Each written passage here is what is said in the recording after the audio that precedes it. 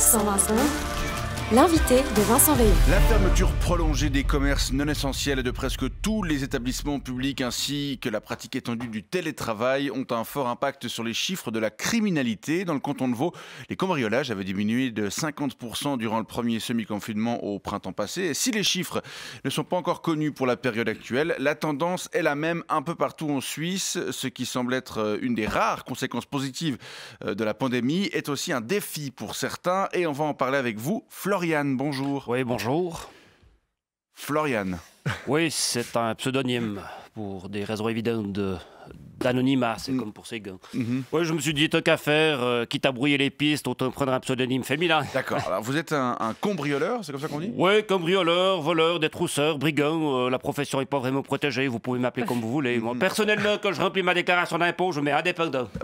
Donc vous payez des impôts? Oui, bien sûr, oui, écoutez, j'utilise les routes pour fuir. Sans la police, mon métier serait quand même beaucoup moins fun. Je mets mes gamins à l'école publique. Donc, je trouve que c'est normal de contribuer, c'est normal. Mais alors, je peux vous dire qu'en ce moment, l'État ne me le rend pas du tout. Pas du tout. C'est-à-dire? C'est-à-dire que j'ai aucune aide. Alors que le vol à la tire dans les magasins, c'est fini. Le détroussage dans les concerts, basta. Faire les poches dans les vestiaires des bistrots, tintin. Ouais. Le cambriolage dans les appartements vidés de leurs occupants, c'est fini aussi. Non, mon business model est complètement chamboulé, là. Et puis j'ai perdu 85% de mon chiffre d'affaires sur les 3 derniers mois, alors que la période des fêtes est traditionnellement la plus chargée de l'année. Non, je vais vous dire, c'est la catastrophe. C'est la catastrophe. Ouais, la période des fêtes, vous savez, parce qu'il y a tous les cons qui ont des villas qui se tirent à nouvelle sous le soleil.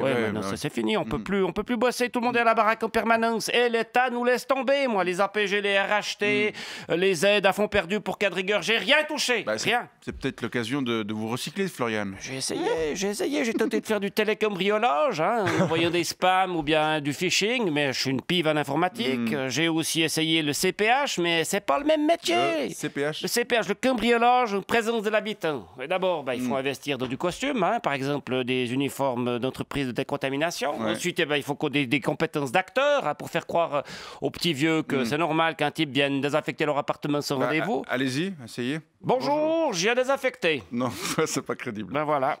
Sur 20 prospects, je me suis fait claquer la porte au nez 19 fois et la 20e, j'ai réussi à repartir juste avec un chat empaillé. Non, c'est la cata. Et puis j'ai aussi essayé le Bring Away. Le Bring Away. Le Bring Away, oui. C'est quoi ça? C'est les gens qui peuvent venir chez moi en toute sécurité pour amener leurs objets de valeur. Mais tout ce que j'ai pu récupérer, c'était une bibliothèque Billy pétée et puis un étendage rouillé. Non, les gens, ils n'ont plus aucun respect. Non.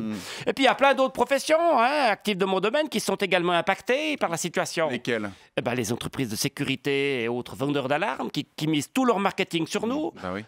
Qu'est-ce qu'il y a d'autre? Les assureurs contre le vol qui vont être obligés de baisser leurs primes au risque de passer eux-mêmes pour des voleurs. Ouais. Et puis les flics qui sont complètement désœuvrés. Mais oui, au lieu de nous courir après, ils sont réduits à rôder en ville pour dire à des gamins de respecter les distances de sécurité, à compter les jeunes qu'il y a dans les magasins, à dire aux petits vieux de mettre leur masque juste sur le haut du nez. Non, mais vous pensez que c'est pour ça qu'ils ont fait toutes ces études à Saint-Vatin, les pauvres? On réalise pas toujours toutes les conséquences qu'engendrent les mesures de lutte contre la pandémie. On a besoin d'y voir clair rapidement, d'avoir des perspectives, de savoir quand et comment on va sortir de cette situation. Parce qu'en l'État, on nous vole notre gagne-pain et ça, c'est intolérable. Je crois que vous n'êtes pas le seul à avoir ce type de ressentiment à l'heure actuelle. Florian, je vous remercie d'être venu nous en faire part. Je rappelle que vous êtes indépendant et je vous souhaite une bonne journée. Merci. Et si vous avez des diamants ou des Picasso qui vous encombrent, le comptoir de mon Bring Away est situé au chemin des Oches 84 à Puy. Ah. Oui, c'est marqué Roger Portman sur la sonnette. Ok, c'est bien noté. Voilà.